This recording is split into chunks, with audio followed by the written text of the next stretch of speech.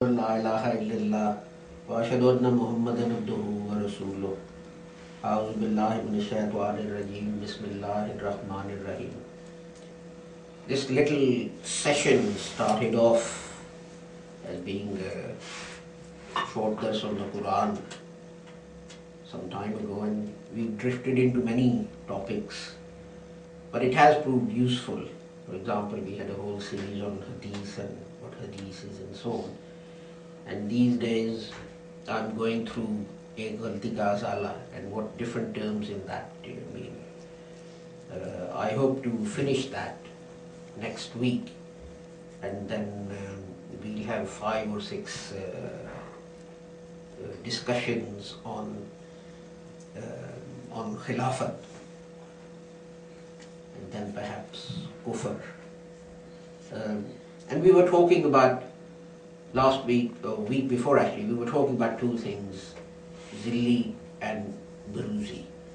And last week I read out extracts from books of other recognized saints and scholars which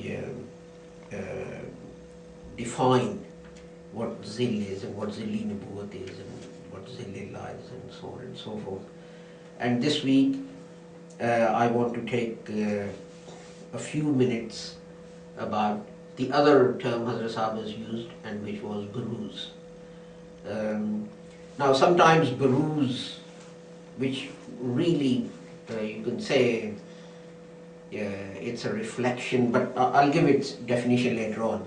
But what happens is that it gets confused with the Nasakh. The Nasakh is a different concept, and that is when the soul of something that has died is put into another body that is born. Buruz is not the same thing.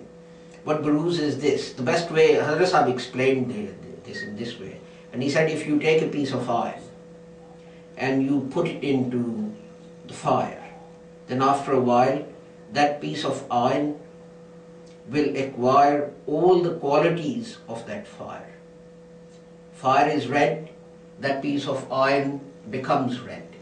Fire is hot, that piece of iron becomes hot. And although you know it's two different things, one is fire and one is a piece of iron, but that piece of iron has acquired all the attributes, all the essentially important attributes of fire. It glows in the same way, it's hot in the same way, and of course it has the same effect that if you touch it, you will burn yourself, just like you will burn yourself if you put your hand in the fire. And I just want to read a few of the quotations. For example, Hazrat Mujaddid al-Afsani, he said, Bharuch में नफ्स का दूसरे बदन के साथ तल्लक इस गरज के लिए नहीं होता, बल्कि इससे मकसूद ये होता है कि इस बदन को कमालात हासिल हो जाएं और अपने दर्जात तक वासिल हो जाएं. That is the purpose of वसूल is that the seeker buries himself or effaces himself in what he seeks, and he gets the same qualities, the same attributes, the same attainments as the one that he sought. And again, there was a scholar called Shah Mubarak Ali from Hyderabad in India. He wrote that what Buruz is, बगैर किसी तगय्यर और क़याम के अपनी असली हालत में, and that is that the person who is the Buruz, without any change, he remains as he is, but then he acquires the attributes and qualities of the person that he sought. And another one, Muhammad bin Yahya ibn Ali al-Jilani, he said,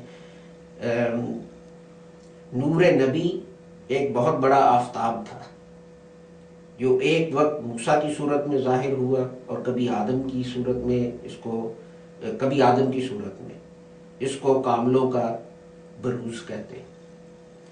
That the light of the prophet is like a sun, and it may appear sometimes in the form of Moses, and sometimes in the form of Adam, and sometimes as borough of those who are perfect.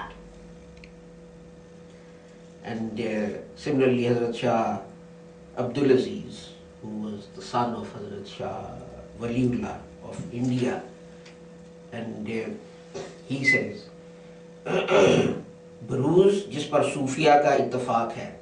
Borough is something on which all the Sufis have agreed. इस किस्म की बहुत सारी सूरतें रखता है जो कुतुब तसव्वुफ में बतफसील मज़कूर हैं. And there are many forms which are explained in detail in books on Sufism. And Hazrat Mirza Ghulam Ahmad, he said exactly the same thing. For example, in one place said, सूफिया कराम इसको मानते हैं, the Sufis admit, कि किसी गुजरे हुए इंसान की तबीयत खो इखलाक में आते हैं. उनकी इस्तिलाह में ये कहते हैं कि फ़लाँ शख्स कदम आदम पे है या कदम नूह पे है. इसको बाज़ बरूज बोलते हैं. That a person comes with the attributes of someone who has gone before. And sometimes they say he is in the steps of Adam or he is in the steps of Noah, and some people say that he is that person's borough. In another place, Hazrat Sahab said, Ulama Islam ki ye aadat jariya ho gayi hai, and this was the practice of scholars of Islam. And they would say, ये आदमी मूसा के कदम पर है, ये आदमी इब्राहीम के कदम पर है, और उसका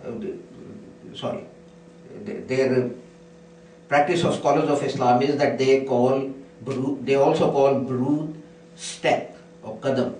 कहते हैं ये आदमी मूसा के कदम पर है, that this person is in the step of Musa, और ये इब्राहीम के कदम पर है, this person is in the step of Abraham. And the last one, तमाम उम्मत का इत्तफाक है, the whole ummah agrees on this, कि गैर नबी बरूज के तौर पे कायम मुकाम नबी हो जाता है. And that is the non-prophet stands as a successor to the prophet, as a borough. And this is what the hadith ulama ummati ka anbiya bani Israel, that the scholars of my ummah will bear a resemblance to the prophets of Israel. Now look, Hazrat sallallahu alaihi wasallam ne ulama ko anbiya qarar diya. Now look here, the Holy Prophet Muhammad is saying that the scholars of Islam are akin to the prophets. So we keep this short, so I will end here. And the point I was making was that a prophet is a prophet. A prophet is not a zilli prophet or a bruzi prophet or anything else. Anyone who says zilli or bruzi, he cannot be a prophet. We'll wind this discussion up on a galti ka azala next week and then say something about Khilafat after that. Yeah.